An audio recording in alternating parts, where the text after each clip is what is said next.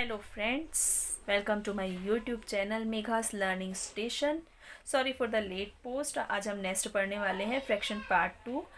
Next topic है हमारा equivalent fraction. जैसा कि नाम से ही क्लियर है, जो दिखते अलग अलग हैं पर होते सेम हैं वो होते हैं इक्विवेलेंट फ्रैक्शन। जैसे हमने यहाँ पे लिया है 1/4, 2/8, 4/16। ये हैं तीनों अलग अलग, तो क्या ये सेम है? क्या ये इक्विवेलेंट फ्रैक्शन है? हम इसे सॉल्व करके देखते हैं। सबसे पहले हम लेते हैं 1/4 और 2/8 इज इक्वल टू 4/16। अब यहाँ पे नीचे हमें डिनोमिनेटर में दिया गया है 4, यहाँ पे दिया गया है 8। पहले हम इन दोनों का कंपैरिजन करते हैं कि क्या ये दोनों इक्विवेलेंट फ्रैक्शन है। 4 को हम किससे मल्टीप्लाई करें कि 8 आ जाए, और 8 को हम किससे डिवाइड करें कि 4 आ जाए। 8 को पहले तो 4 2 जा 8, तो हम 2 से करेंगे। तो जो हम डिनोमिनेटर में जिस नंबर से हम मल्टीप्लाई करते हैं, सेम नंबर से हम न्यूमरेटर में भी करते हैं। तो ये आ गया 2, और ये 4 2 जा 8। ये तो आ गया 2/8। ये तो इक्विवेलेंट फ्रैक्शन है। ये तो मल्टीप्लिकेशन हो गया। हम इसे डिवाइड करके भी देखते हैं। 8 को किस नंबर से डिवाइड करें कि 4 आ जाए? 2 से। जब नीचे डिनोमिनेटर में जिस नंबर से हम डिवाइड करेंगे, सेम नंबर से न्यूमरेटर में भी। तो यहाँ पे भी आ गया 1 और ये 4। तो ये तो होगा इक्विवेलेंट फ्रैक्शन। सेम हम इसको भी चेक करेंगे। इसको हम किससे डिवाइड करें जिससे ये 4 आ जाए? तो हम इसे करेंगे 4 से, तो ये भी आ जाएगा 1/4। तो ये तीनों इक्विवेलेंट फ्रैक्शन है। अब नेक्स्ट टॉपिक है हमारा कंपैरिजन ऑफ फ्रैक्शन। इसमें 3 रूल होते हैं। सबसे पहला रूल है जिसके डिनोमिनेटर सेम हो और न्यूमरेटर अलग अलग हो। जिसका न्यूमरेटर बड़ा होता है वो इसमें बड़ा हो जाता है।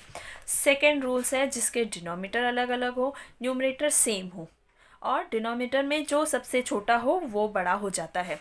थर्ड रूल है जिसके न्यूमरेटर और डिनोमिनेटर दोनों अलग अलग हों। तो हम उसको कैसे सॉल्व करेंगे? पहले हम इसका एलसीएम निकालेंगे 11 और 7 का।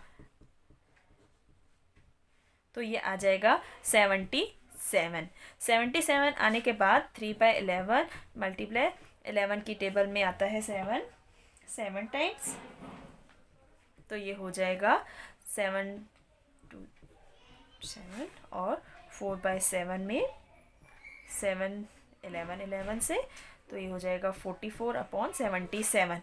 अब ये हमारे पास आ गया 21/77, 44/77। तो इनके डिनोमिनेटर सेम है। अब न्यूमरेटर में जिसका बड़ा होगा वो बड़ा हो जाता है। अब हमारा नेक्स्ट टॉपिक है addition.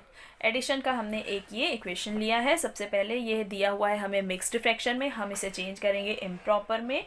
1 3/8 is equal to 8 into 1 plus 3/8। ये हो जाएगा 8 11/8।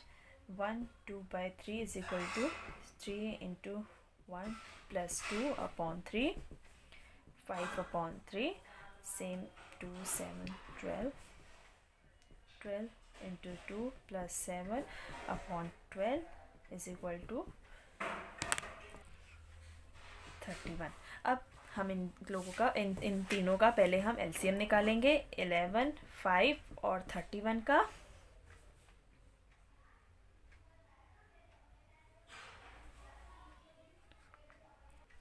सॉरी, हम डिनोमिनेटर का लेते हैं 8 3 और 12 का। 8 3 और 12 का हम एलसीएम निकालेंगे। 2 4 जा 8, 3 2 6 जा 12, 2 2 जा 4, 2 1 जा 2, 2 3 जा 6 3। अभी हमारे पास आ गया 2 2 जा 4, 4 2 जा 8, 8 3 जा 24। ये हमारे पास आ गया LCM 24।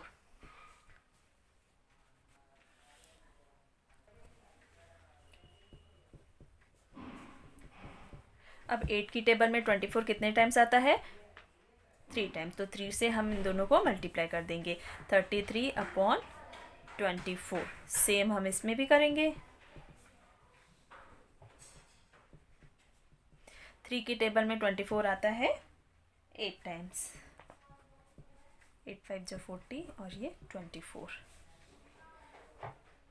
2 7 12 is equal to 31/12 into 12 की टेबल में 24 आता है 2 टाइम्स 62 12 2 जा 24।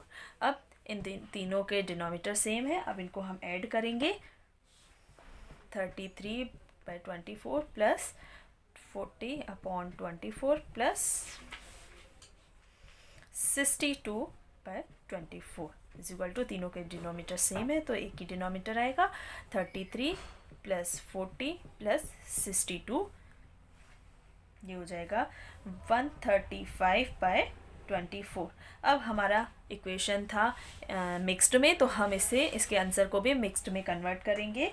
तो ये हो जाएगा, पहले तो हम इसे शॉर्ट फॉर्म में लाएंगे, देखेंगे किससे कट अप हो रहा है।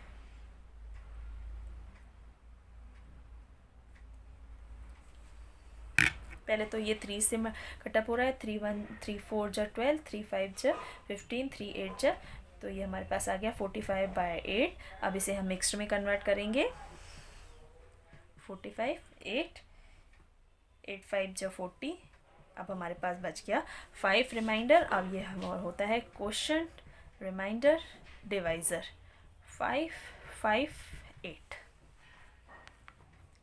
अब हमारा नेक्स्ट टॉपिक है सब्सट्रैक्शन। तो जैसे हमने एडिशन था, सेम सब्सट्रैक्शन होता है, बस उसमें हम माइनस कर देते हैं। हम एक इक्वेशन सॉल्व करके देखते हैं, जैसे 10 - 6/7। तो 10 के नीचे कुछ नहीं है, इसलिए हम उसे 1 मानते हैं, और 1 और 7 का हम एलसीएम निकालेंगे तो ऑब्वियसली 7 ही आएगा। 10/1 7 7 70 प्लस अपॉन 7, और 6/7 को 7 1 7 7 1 7 6 70/7 माइनस 6/7, दोनों का एलसीएम, दोनों का डिनोमिनेटर सेम है, तो 7 और 70 माइनस 6, तो ये हो जाएगा 64/7। क्योंकि ये क्वेश्चन ही इम्प्रॉपर में दिया हुआ है, तो हम इसे भी आंसर को भी इम्प्रॉपर में ही रखेंगे, मिक्स्ड में कन्वर्ट नहीं करेंगे। अब नेक्स्ट टॉपिक है हमारा मल्टीप्लिकेशन, 4/5 इंटू 3। अब हमारे इसमें डिनोमीटर में कुछ नहीं दिया रहता है, तो हम उसे 1 मानते हैं। मल्टीप्लाई में क्या होता है, न्यूमरेटर का न्यूमरेटर से और डिनोमीटर का डिनोमीटर से मल्टीप्लाई होता है। 4 3 जा 12 और 5। नेक्स्ट इक्वेशन अगर हमें ब्रैकेट के अंदर दी है, तो सेम इसमें बोर्ड मास के रूल्स होते हैं कि पहले हम ब्रैकेट को ही सॉल्व करते हैं। तो हम पहले ब्रैकेट को सॉल्व करेंगे, न्यूमरेटर को न्यूमरेटर से, डिनोमीटर को डिनोमीटर से मल्टीप्लाई करेंगे। ये हमारे पास आ गया 3/5 2 10 इंटू 4/7। यहाँ पे आने के बाद यदि कोई नंबर एक दूसरे से कट हो रहे हैं, तो उसे हम कट करेंगे, यानी डिवाइड करेंगे। जैसे ये लेकिन क्रॉसिंग में होता है, कभी भी न्यूमरेटर का न्यूमरेटर से और डिनोमीटर का डिनोमीटर में नहीं होता है, केवल क्रॉसिंग में होता है। जैसे 4 और 10 है, ये दोनों 2 से होंगे, 2 2 जा 4 2 5 जा 10, और कोई भी किसी के साथ नहीं हो रहा है, तो सेम इसमें न्यूमरेटर को न्यूमरेटर से और डिनोमीटर को डिनोमीटर से हम मल्टीप्लाई करेंगे। 3 2 जा 6 5 7 जा 35। मल्टीप्लाई अगर ज़ीरो से हो रहा है, चाहे डिनोमीटर में कुछ भी ना दिया हो, तो उसका आंसर ज़ीरो ही। नेक्स्ट टॉपिक है रेसिप्रोकल फ्रैक्शन।